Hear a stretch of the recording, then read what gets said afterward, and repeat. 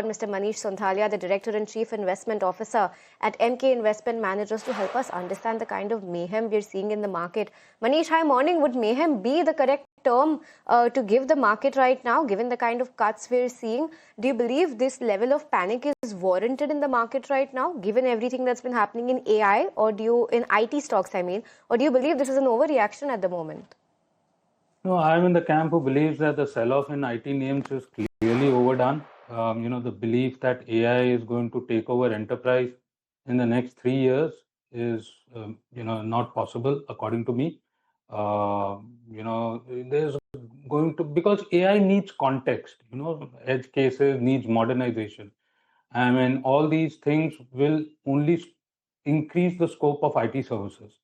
Given that Indian IT is broadly around IT services, I think they will wrap around the AI use cases very well. So clearly, we are in pre-COVID valuations with a better payout, and so I would believe that it's clearly a buy on dips in the IT names. What's the market missing, Manish? Hi, very good morning, and it's always great chatting with you. What's the market missing? Because is this overreaction just part of bad behavior? How would you kind of rationalize this? No, so markets are a voting machine in the short term and basically a weighing machine in the long term, as has been said by Warren Buffett.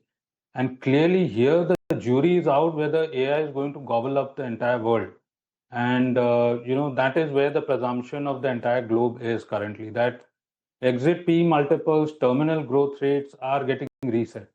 I'll take you back 3-4 years when there was a whole narrative around EV vehicles eating up ICE vehicles. And at that point in time, anything to do with fossil fuels was getting pummeled on the pretext that the terminal value is going to be zero. Neither of that happened, and stocks catering to the ICE space, OEs or auto components, etc., have all rallied 3-4x. Similarly, out here, I think there'll be a middle path. AI can't exist by themselves. They will need the IT services per se. And similarly, like in the previous assumption, this time around also, you are going to see that this was a missed opportunity to buy.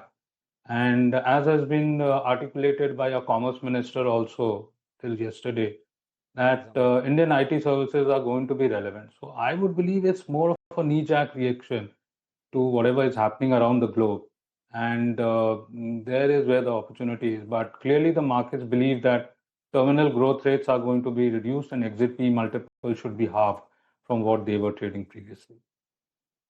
Okay, Manish, just trying to understand within the IT space right now, given that we have seen so many cuts, opportunities to buy, if at all, and yes, where within IT?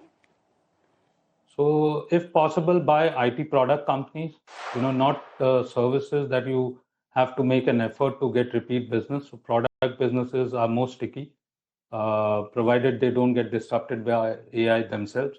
That is one. Or within the IT services space, look out for mid and small cap companies where they have better nimbleness to move towards IT, towards AI, as opposed to the large names where you have a big workforce. Many of them would get redundant, and obviously time and material business model is changing in favor of outcome-based pricing.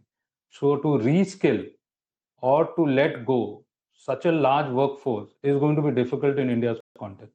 So I think out here within this IT space, the mid and small IT companies which are catering and using AI to enhance their business model, or the product companies.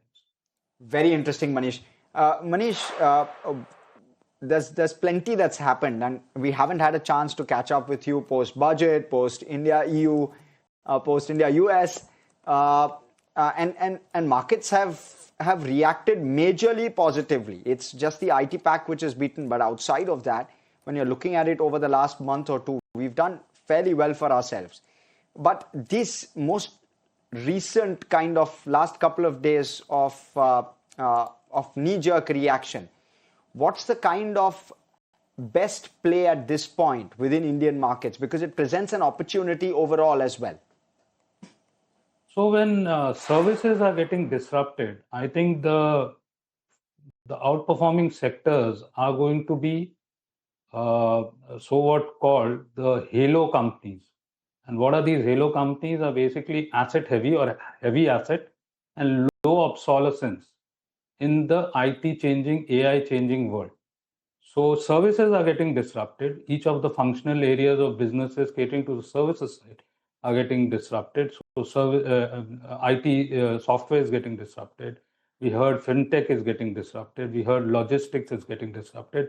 But the guys who are going to make the infra build for the AI, they are likely to outperform. So in other words, what we believed as commoditized sectors in yesteryears, which are very much required for building the AI infra globally, are going to be in the limelight and likely to outperform. Now, the rationale behind this is that we use GPUs to have the proof of concept whether AI would be working or not. Now is the second phase when the AI infra build up, because the proof of concept has been proved, NVIDIA, etc., are selling chips like hotcakes. So proof of concept has been there. Now it is the AI infra build globally that's going to be in limelight.